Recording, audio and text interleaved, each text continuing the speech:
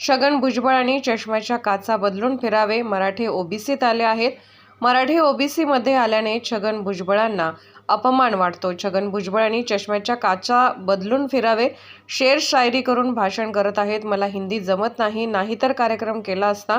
अंमलबजावणीसाठी 10 तारखेला उपोषण होणार आहे. अंमलबजावणी झाल्याशिवाय मागे हटणार नाही. त्याला काय वाटतं, त्याचा चेहरा सांगतो. त्याला काय वाटतं, एक तर बारकोस की मी, एक तर शेतकऱ्यात पोरग मी, एवढा मातंबर मी छाती ठुकीत होतो, मराठ्यांना ओबीसीत येऊ देणार नाही. ते म्हणतात एवढी एवढी घेते घालं ना ओबीसीत.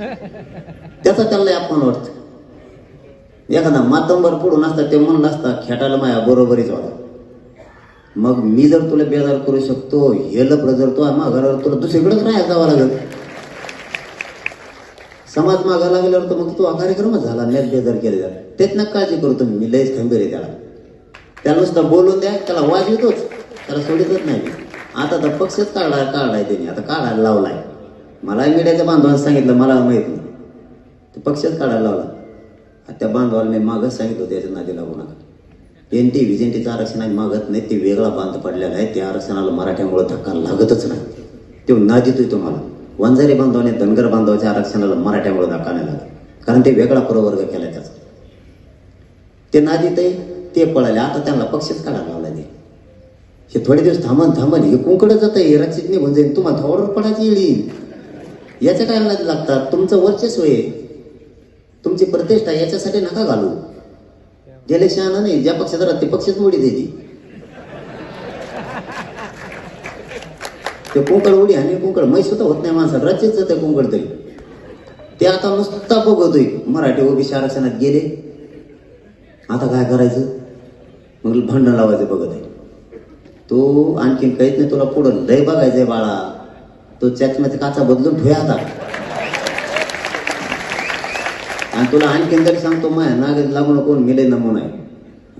तू जर गप बसला भाई, जाऊ द्या माय बाप होतो. मला एकदा सांगतो, एकदा आरक्षण मिळून द्या, त्यात किती दम आहे मला बघायचं. जास्त बघतोच मी त्याचा.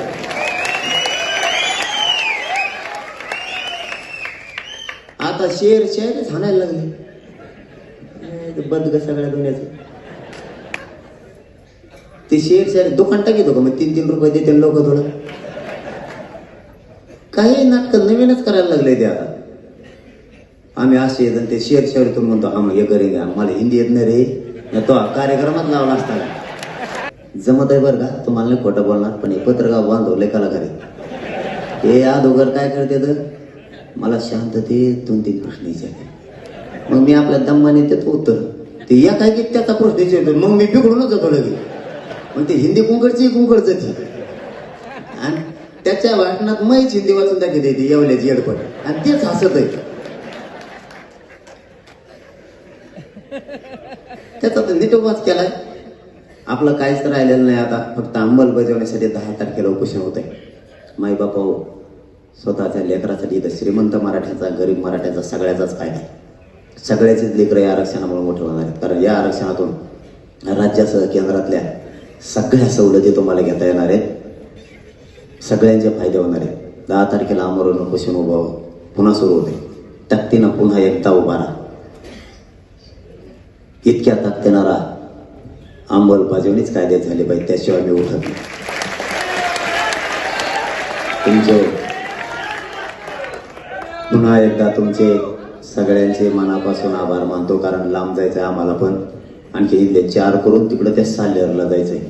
म्हणून पुन्हा एकदा तुमचे आभार मानायला अंमलबजावणी वस्तू हटू नका.